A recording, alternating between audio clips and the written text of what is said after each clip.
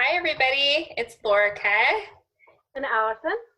and we are back. We wanted to talk with you all again, and today we wanted to talk about a subject that is kind of what we think an interesting topic, and that other people might be able to relate with, and that's the stigma of cancer. So we want to talk about, for those of us that have been diagnosed, either recently or for survivors as well, just the stigma and what the word cancer kind of carries along with it. So I know Allie had a few thoughts, so we were going to start with you, and I'll just kind of chime in as we go here. Yeah, really, I'd say the first thing that comes to mind for me as a survivor who's almost 8 years out is when I'm making new friendships with people. Right. There's this one particular friend that I had for about a year, and I had moved out to California about 5 years ago, left North Carolina, in part to kind of have a clean slate. Kind of was getting a little tired of feeling like, the cancer girl. I guess I'm kind of like backtracking a little bit, but this also ties in with the stigma as far as, like a lot of people that knew me in that community, I just started to feel like it was almost like a scarlet letter, instead of an A, like Right. a C. It's like, I just wanted to get away from being associated with that. It's like I just want people to know me for me. Yeah, you said it was like a small community, right? So everybody. Yeah, definitely smaller than where I am now. Mm. So yeah, and I'd been there long enough to where, and luckily had community members that were very supportive during that time. Right. But I don't know. It was just part of my process was I just kind of wanted to just be known for just me without being associated with cancer. That makes sense. Yeah, I can relate with that. I didn't even diagnosed. Some of you that maybe follow some of my posts might have read this before, but I think I've mentioned this only once or twice before on my page. But I didn't tell anybody that I had cancer other than my family, and then just like one or two of my closest friends. So I did that on intentionally because I really felt that the stigma was just so strong, and that I didn't really want people's idea of cancer to be put on me, and to have that somehow like energetically also just impact my future or my ability to get well. I know that sounds kind of strange, but it's almost like people putting the evil eye on you unintentionally, but looking at me and thinking like, oh, she's gonna die, or oh, and the few people that did know, yeah, I did feel like that. Like there was a few people that found out accidentally or through other people, or like a neighbor knew because I was in the hospital for a few days, and they're like, where's your wife? Yeah.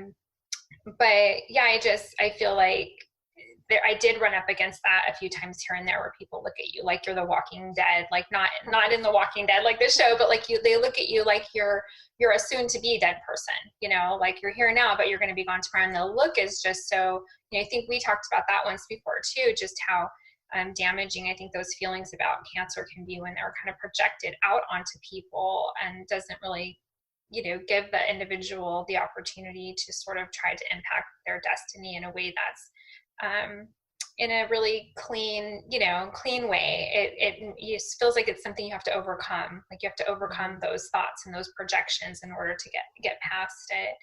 At least that's how I felt. Absolutely. I had those same thoughts and feelings as well. But yeah, just to I kind of jumped back, but I was going to mention, like, since I've been here, and then I had a new friend, and after knowing her for about a year, she found out that I was a cancer survivor. And the first thing out of her mouth was, "Oh my gosh, why didn't you tell me about that?" And I thought, well, why did I need to tell you about that? Like, Yeah. Why can't you just know me for I'm just Allison, like without this, like, right. oh, you had cancer, like if I like had, it's such a big deal. Yeah. Right, it's such a big deal. Like if I had some other life-threatening illness or something that happened to me in the past that wasn't cancer, would they still have that same kind of reaction? Yeah. Probably not, but it's almost like, oh wow, like you're right. kind of yeah, like in a way it's like, yeah, you want to have that pride, like, okay, yeah, I survived, but it's like, yeah, a lot of people don't, but a lot of people do. But right. I don't know well, like what would she have said if she found out like that maybe 7 or 8 years ago, you had been in the hospital for a stay, just like an overnight, but you had fallen into a coma for a day. Was that something that you're supposed to announce when you meet somebody? Not, I wouldn't imagine. You might find that, as naturally, you might find that out about somebody over time, but it does seem interesting how, and I agree, like, it's like people feel like that's something they should know about you. And when they find out, like, I've had people that I've encountered over the years, similarly, like they meet you, after you've had cancer and you seem healthy, you seem normal. And so, yeah, there's this certain shock, or there's this, unbelievable factor to, oh, Right. but you're so healthy, and I get that a lot, actually, when people find out now, because I don't hide it anymore, but I don't advertise it either. And that's something that I've had a hard time with, is because it does seem like people kind of fall into one camp or the other. And I know you mentioned that, I think earlier, like when we were talking before we started recording, like just the shame, like and I think you could see it like that, like we're not advertising it because there's shame there, but you could also see it like as a strategy too, I feel like, just a survival strategy. But I know a lot of other people that have had cancer that do proudly wear that C flag, if you will, and they, they seem to enjoy the identity that they get from that. And I'm not making a judgment on that, but I don't relate with that at all. Like, I personally cannot wrap my head around that, or just, I don't embrace that approach personally. I just feel like that would not serve me, and that would not serve my survival if I over identified with it. And maybe, again, that's a judgment, me even saying that they're over identifying. To me, it seems that way, just as an observer. I feel like, oh, if people are always talking about it and always saying, oh, I'm this and I'm that. And certainly I mention it a lot on my page, because that's what my page is about. And I know, yours to a large extent too. We're similar. We're both survivors, and we're trying to help, other people who have had cancer. But I think outside of that context, just in everyday life, like, we don't need to wave our little, Right. I mean, you and I are we're totally on the same page with that. Yeah, I mean, as far as like meeting new people, I mean, it's not like I should feel like I should have to tell them, like within the first few months, like, oh, by the way, not necessarily like I'm trying to hide it from them. So there's kind of like a fine line. Like, I'm not really ashamed of it, but I'm also, not like waving that flag. Right. Because like you, I feel like I want to disidentify. That was something I went through. It's not part of my identity. Right. Although it has changed me profoundly, or I wouldn't now be a cancer coach. But it's I also don't feel like, hey everyone, you feel like you need to I'm first of all, I'm Allison. And secondly, I'm Lorca. Hi, and I just happened to go through a serious illness. So right. Yeah, but it happens to be cancer. So which is a heavy word. Yeah, it's a heavy word. It's like people start thinking about death. Well, and I wanted to ask you about that, because I know that's something too that's come up for us, is like the heaviness of that word. And I just also want to ask other people that might listen to this too, like, think about what that means and why that word is so heavy, like, to you personally. If it is heavy, why? Is it because of something you've seen? Like, have you seen somebody suffer with that disease? Or is it because of what we've been told and what we've been taught by the media, or by popular culture, or by a certain industry, if you will? And so I think that's something, just being more aware and conscious of where these stigmas come from. Just like we might have a stigma about a certain type of person who behaves a certain type of way because they're this type of person, whatever it may be. I'm not necessarily talking about race or religion or anything like that, but yeah, we all have stigmas surrounding certain things, and cancer's no different. And I think just kind of the only way to get past it is to open up our minds, and be beyond it, be in a different place, So I don't know, I've really tried to do that, especially, it's difficult when you're first diagnosed, but I've really tried to do that beyond just disidentifying with it. Question, like, well, why do I see it this way? Why do I think that, it means, you know, cancer. I had like literally a cancer equals death in my mind, you know, idea. So I really had to overcome something there. And that kind of goes along the lines of, you know, maybe another talk we can have, which is like overcoming fear of cancer. I like that topic. Maybe that'll be our next one. Yeah, I think that'd be great.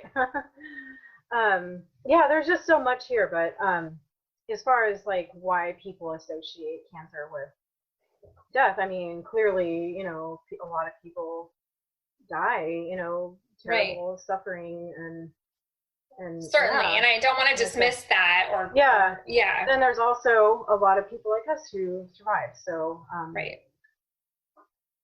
so Yeah. Well, and I think again, I mean, cancer has a reputation for a reason. I wasn't, you know, I don't want to imply it doesn't have a reputation for a reason, but I do think that to whatever extent we can impact our own destiny, which I'm a firm believer that we can, it's not helping us if we buy into the stigma of cancer. It helps us more if we keep an open mind and don't let that stigma affect us. Absolutely. So that's what I've tried to do, but it's really taken me a long time, I know, to adjust my mindset and to, you know, focus on possibility rather than focus on, you know, what I'm being told. And kind of going back to the stigma, you know, I still deal with that, you know, when people find out and they kind of look at you a certain way, or then you wonder like, oh, are people not going to want to be, you know, you make a new friend, like, are they not going to want to be my friend or get closer to me, you know, because they think, you know, someday, you know, my cancer might come back, and I might be gone, you know. So yeah, I'm actually kind of dealing with that right now and trying to get back out into dating, and after all this time, and that's a big fear for me is, you know, well, if they find out that, are they going to run the other way because they're afraid that, oh, well, how much longer does she have? Like, what if it recurs, you know? Right.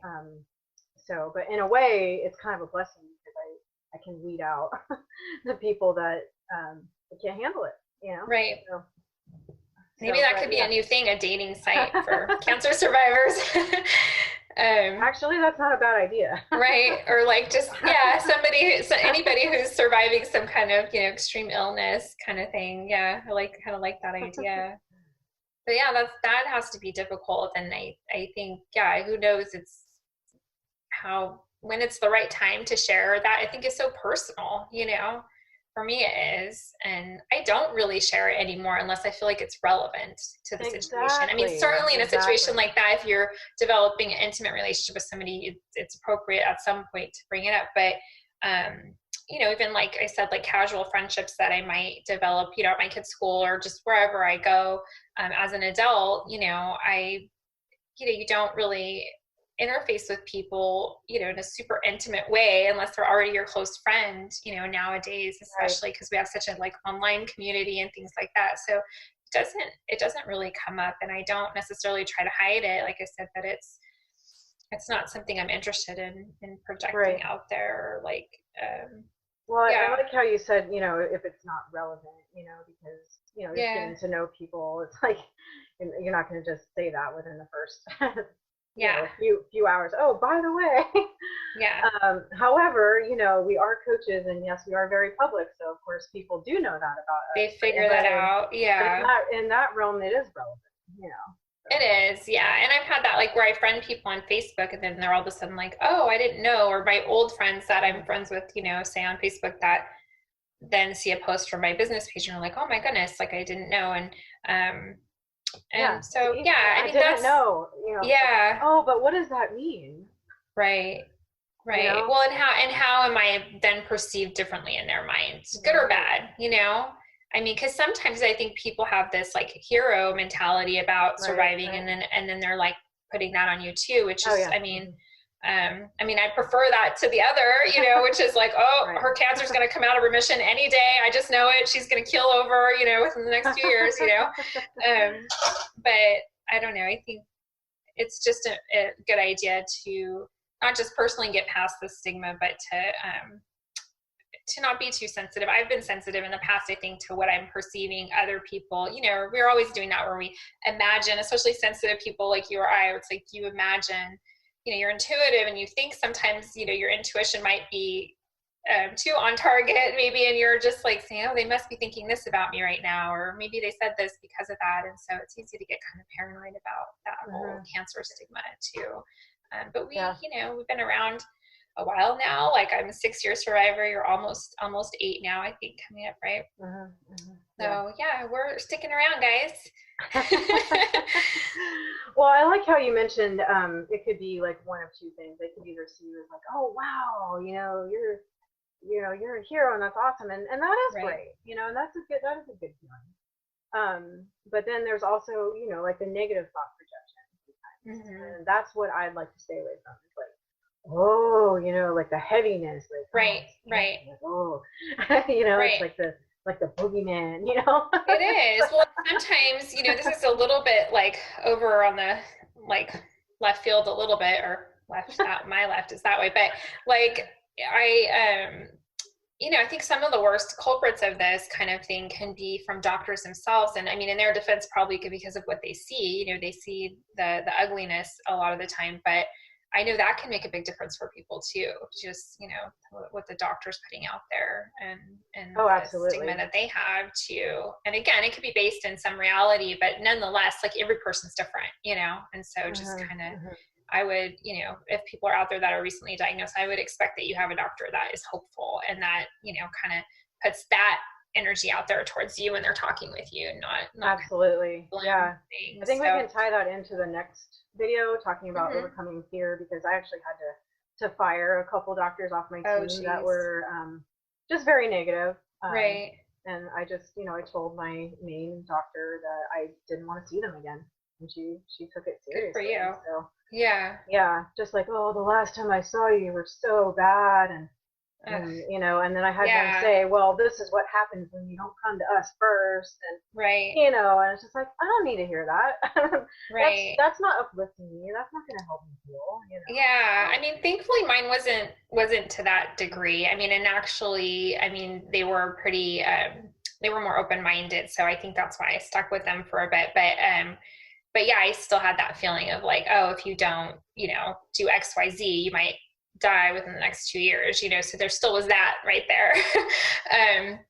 But anyway, so I know we wanted to kind of conclude with a couple of tips, and I know the main thing is just like we want people to, both people that have been diagnosed and the people that they're in contact with. So if you haven't had a cancer experience, just like know that it's just like anybody that has any kind of issue, whether it be a sickness or a disability or something different about them. We just want to be treated like normal people. So, it's great to show empathy and compassion and help people. And I think, that's one of the things I appreciate most about the humanity, of the world, and the kindness that's been shown to me over the years, and especially after my diagnosis. But I also have not appreciated the stigma and the just kind of the dramatic reactions and things. So people can kind of just don't embrace the stigma and just be kind and thoughtful of where that person's at, and maybe they don't want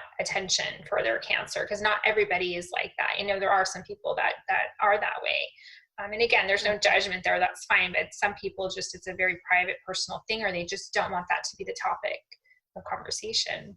Absolutely. That's where I'm coming from. It's a very deeply personal thing to me. So I feel like, if you're someone that I really trust and really like, then I'll share that with you. But otherwise, I don't feel like the need, Yeah.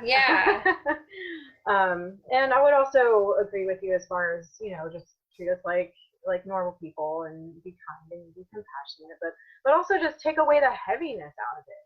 It's like, if, just treat it like, you had a really, really bad flu for like a really long time and you got better, and it's not like this, it doesn't have to be this big, heavy thing, because sadly people die, but also people live too. People live. So and that's why we're out here exposing ourselves this week, because we want people to know we're here living amongst you every day, and I mean, I also think, and that's a good, I think, tip for survivors too, but I want to also touch on the newly diagnosed people as well, and just mention, that that's equally important at the time of diagnosis. I mean, if not more so, because it's going to impact all your choices and how you proceed, with your treatments and how you interact with your family and just all the decisions you make after that, which, I would argue are some of the most crucial decisions of your life. That will really make a big difference, if you're not wrapped up in the stigma and the image, because it's really easy to take missteps or make decisions, out of fear when you're caught up in that stigma. Right, right. I would just conclude by saying, whether you're a survivor or whether you're recently diagnosed or, in the midst of treatments, it's all the same. It's like we just want a positive right thoughts, encouragement instead of like all this fear. So we want hope and inspiration like everybody else, and probably more so, and need it more so. So we're wanting to put some good out there, and that's what we're hopefully doing with these videos, and trying not to keep them too long, but we'll see you guys next time with another topic, and thanks for listening. All right, bye. See you guys next time.